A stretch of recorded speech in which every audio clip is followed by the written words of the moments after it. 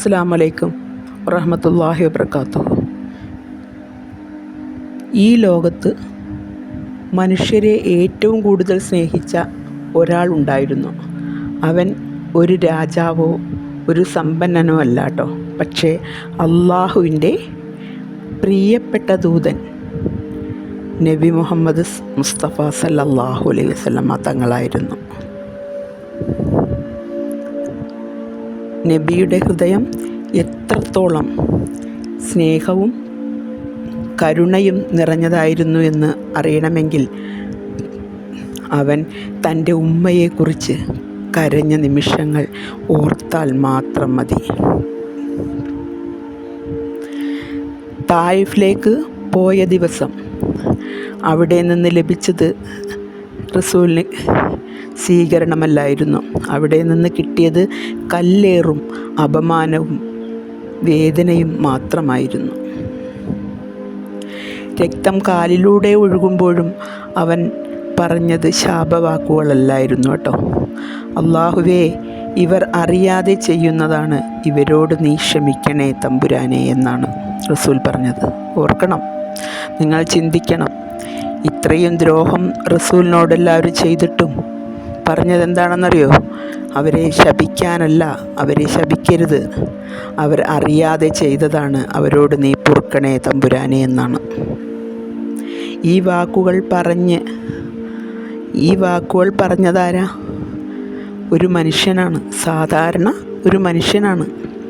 പക്ഷേ ഹൃദയത്തിൽ ദൈവീകത ഉണ്ടായിരുന്നു. മനസ്സിലായോ? പറഞ്ഞതൊരു സാധാരണ മനുഷ്യനാണെങ്കിലും പക്ഷേ അദ്ദേഹത്തിൻ്റെ ഹൃദയത്തിൽ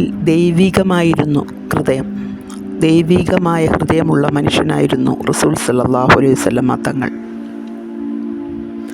ഉഹുദ് യുദ്ധത്തിൽ നബിയുടെ പല്ല് പൊട്ടിയപ്പോൾ, മുഖത്ത് രക്തം വീണപ്പോൾ സഹാബികൾ പ്രതികാരം ചോദിച്ചു. ശ്രദ്ധിച്ച് കേൾക്കണം കേട്ടോ. അപ്പോൾ നബി പറഞ്ഞു,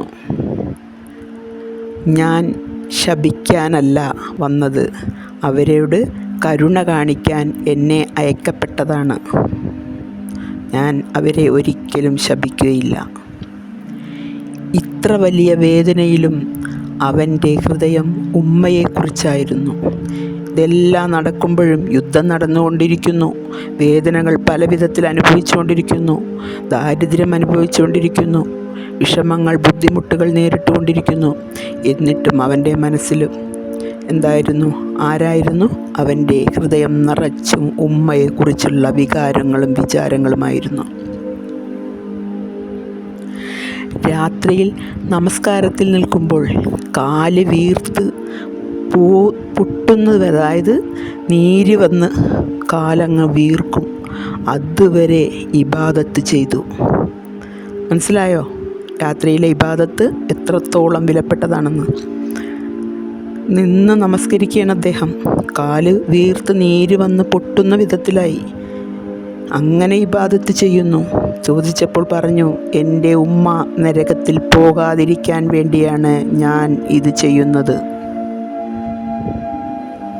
സ്വന്തം വിശപ്പിനേക്കാൾ, സ്വന്തം വേദനയേക്കാൾ നബിക്ക് പ്രിയപ്പെട്ടത് ഉമ്മത്തികളായിരുന്നു, നമ്മൾ എല്ലാവരുമായിരുന്നു. നമ്മളായിരുന്നു നബിക്ക് പ്രിയപ്പെട്ടവർ. ഇന്നും അവൻ ഖബറിൽ കിടന്ന് പറയുന്നത് എന്താണെന്നറിയോ? യാ ഉമ്മത്തി ഉമ്മത്തി എന്നാണ്. എൻ്റെ ഉമ്മത്തികളെ രക്ഷപ്പെടുത്തണേ, രക്ഷിക്കണേ, അവർക്ക് ആപത്തൊന്നും വരുത്തല്ലേ എന്നാണ്. അവൻ നമ്മളെ മറന്നില്ല, അതുപോലെ തന്നെ നമ്മളും അവനെ മറക്കരുത്. സലാത്തും സലാമും എൻ്റെ പ്രിയ നബി മുഹമ്മദ് മുസ്തഫ സല്ലല്ലാഹു അലൈഹി വസല്ലമയിൽ എന്നേക്കുമായി ഉണ്ടാകട്ടെ. ആമീൻ ആമീൻ എന്ന് പറഞ്ഞ് നമുക്ക് ഇത് ഇവിടെ അവസാനിപ്പിക്കാം. ഒരു നബിയെക്കുറിച്ച് ചെറിയൊരു ലേഖനമാണ് കേട്ടോ. ഇത് എല്ലാവർക്കും ഉൾക്കൊള്ളാൻ കഴിയുമെന്ന് ഞാൻ മനസ്സിലാക്കുന്നു. കാരണം വേറൊന്നുമല്ല, നമ്മുടെ ഇബാദത്ത്, നമ്മൾ ചെയ്യുന്ന ഇബാദത്ത് അതിന് എത്രത്തോളം പ്രതിഫലം ലഭിക്കും എന്ന് നാം തന്നെയാണ് തീരുമാനിക്കേണ്ടത് കേട്ടോ. അപ്പോൾ ഇത് എല്ലാവർക്കും എത്തിച്ചു കൊടുക്കുക. ആമീൻ.